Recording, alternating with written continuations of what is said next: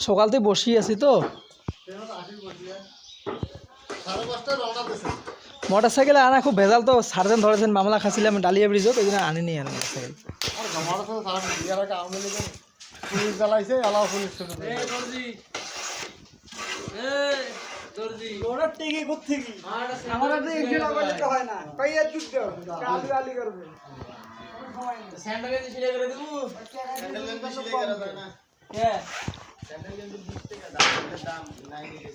আরে ভাই আমার এখানে থেকে আমি সিলাই করে নেবো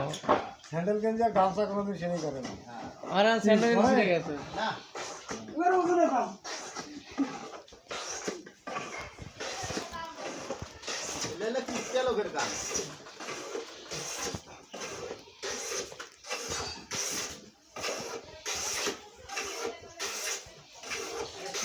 আমি কাম করবো